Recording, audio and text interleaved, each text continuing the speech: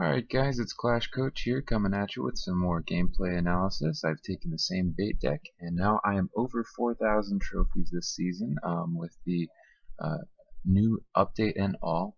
So this deck is working pretty well. You can see I've strung together some wins. So this here, what we're starting off with is the first match that put me over 4,000 for this season. I've been above 4,000 before, but I've been testing different decks, so dropped down a few trophies just messing around, but now I'm here pushing again. And so we start out waiting about 20 seconds before we even make a play, so I decided to finally give in, play some goblins, and then I'm gonna follow that up with my combo here. So I have a really nice opening push with the barrel horde combo. Unfortunately here I am going to make a mistake on defense. I play the left lane versus the giant quite nicely. However, with the right lane, I really should have saved a couple more elixir and went with the giant skeleton. And I don't think I would have sustained hardly any damage, if any at all, versus the knight and witch. And then the mini P.E.K.K.A coming in. But the mini P.E.K.K.A isn't really what I'm worried about. That witch, when covered by the knight, is quite devastating. So here we've each traded a tower right off the bat. So it's looking like it's going to be kind of a slugfest here. And it is. This one is down to the wire. So now he's going to go ahead and play a giant. And I decide that I'm going to go ahead and play an ice wizard to try to counter his push coming up. Because I want to play defense first before I play offense. That's normally how I end up gaining an advantage, is not being afraid to take the defensive stand. Because a lot of players are very aggressive. So now here you can see he lightnings me, but I'm still going to be able to take out his entire push with my Inferno and my Skeleton. Okay, so now the board's clear, so now is a good time for me to push. Now I didn't realize that he had Zap ready for me, so this push is only going to be so effective. I went in pretty hard, and what is good is that he fed his giant to my minion horde here, and so I'm not going to really have to worry about his next push so much. The mini P.E.K.K.A, it's an easy counter, and then here we have a really easy counter plus an elixir advantage. Well, not really an elixir advantage, but I'm just regaining some elixir I lost versus the knight and witch there. So now he is going to get one guy up and to do some damage, but not a big deal. So I'm going to go ahead and attack again, try to catch him off balance. This time I do a little more damage, more successful. And he doesn't really have too many cards to place right behind his giant, so I figure he is going to play the witch back there again, and he does. So I go ahead and better be safe than sorry. Is for my philosophy. Sometimes I will go ahead and play the giant skeleton, which is quite a lot of elixir. But what happens here is he has two giants coming at my tower, but my skeleton army, in conjunction with this minion horde, is able to take them out rather easily. And I'm going to turn that into a push right here, and he doesn't have Zap ready this time, so now I'm able to break through his line, and we're going to go ahead and take that tower. So now I'm up above 4,000 with that win. So I'm going to continue to push through these next games. So we're back up in Legendary Arena, and I want to take a second to remind everybody, if you like this content, go ahead and subscribe, like, leave a comment below, let me know what you think. I'm still working on improving the quality of these videos, but you know, it's a work in progress. Now here's another match, up above 4,000 versus a Golem Lightning deck. So both of these decks so far have featured Lightning, a very popular card in the current meta. Also these Golem decks, very popular as well, so always nice to pull off a win here. So now this Golem deck, he's only level 10. The player I faced before is a level 11. I am level 10, obviously. If you're watching this video, you see that.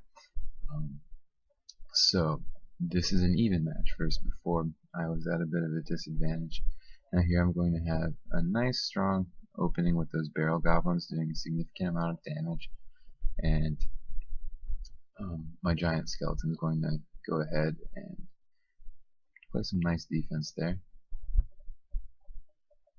And we have the Ice Wizard cleaning up the baby dragon.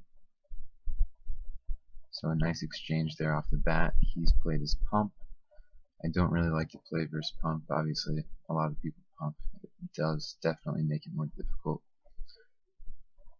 So now I go ahead and kind of preemptively play the Inferno Tower, which was actually a bad move. Now that I know that this is a Golem deck, he hadn't played a Golem really. So I went ahead and fireballed his two pumps since he played them right next to each other, and then he immediately plays the Golem, of course. So I'm going to go ahead and try to draw some of his cards out so that he doesn't have as much to play with it. So, just patiently waiting, still kind of trying to bait out some of his cards. So he's got the baby dragon and the golem coming in. Luckily, oh, I made a horrible play there with that Inferno. That should have been in the middle. So that's going to cost me big time, as you guys can clearly see.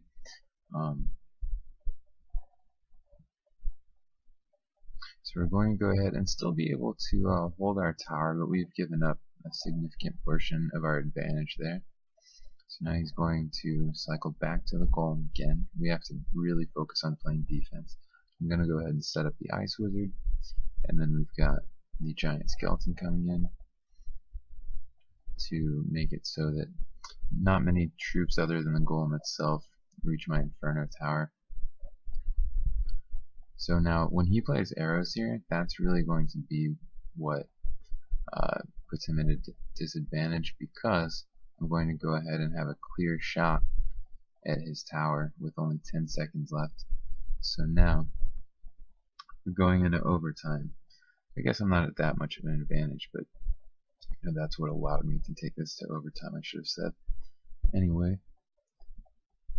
I'm going to go into overtime and see if we can take that tower. So he goes ahead and pumps. So I see that he's committed to that pump, so I go ahead and play really aggressively here and try to get my giant skeleton to the tower, and it works at the last second. So that's going to give me a huge bump going into overtime. But he does have the golem coming in, so we're going to have to set up a defense here. Hope that we can survive this. I'm going to go ahead and try to attack, but not able to do a ton there. So I don't need too much more damage, and he's chipping away at my main center tower. So I'm able to still kind of sneak in some offense.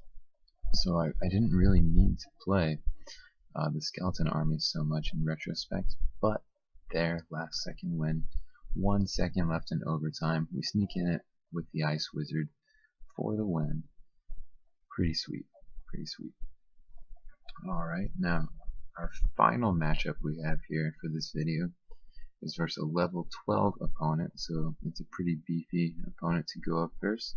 So his deck is featuring the minor elite barbarians, playing arrows, archer, a lot of standard stuff here. I'm still using my bait deck, so I'm going to go ahead and try to open heavy.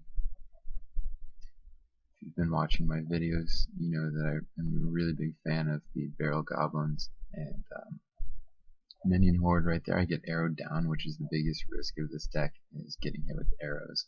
And this guy's playing Zap too, so I know it's going to be tough, and he's level 12, so I'm not really expecting to win this. He's coming in hard at me with the elite barbs. I'm at an immediate disadvantage.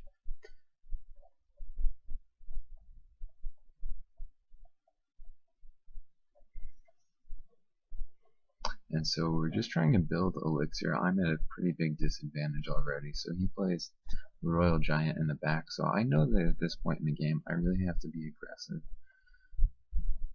So I decide to play my Royal Giant in the back and just try to chip away at this right tower, really. So the Giant Skeleton is because I know that he wants to play cards behind the Royal Giant.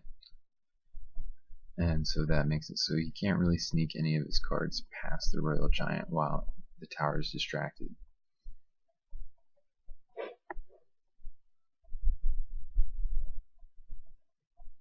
So we're just going to clean up that metal minion, and we're going to invest with just a basic ice wizard here at the back. It looks like try to set up a defense again and just keep chipping away as long as I can. At this point in the match, I wasn't really expecting to win. I was hoping for maybe a tie. I imagined that he would get some more damage in on me, but we're going to have some successful defense here. The defense is really the most important part of this deck, if you can't tell just from watching, is that if you set up your defense the right way, it makes it really difficult for them to get to you. So here I'm able to counter the miner really easily with the goblins. Really love goblins. Really cheap way to counter really a lot of different cards. So here, because he played the Royal Giant, that enabled me to go heavy on the right side since he had committed long term to the left side. So I drew out a lot of his cards and was able to reach the tower with my giant skeleton, all while still having the Inferno. Over here you can see me in panic mode about that miner, so I dropped 3 cards to try to take out the miner. He uses arrows, which is a huge mistake for him, because right here at the end I'm just going to go ahead and hit him with the barrel and the fireball for the quick win going into overtime. And so that's been everything for today. Go ahead and if you enjoyed this video, like, comment, subscribe, and follow me on Twitter at ClashCoachYT. Peace.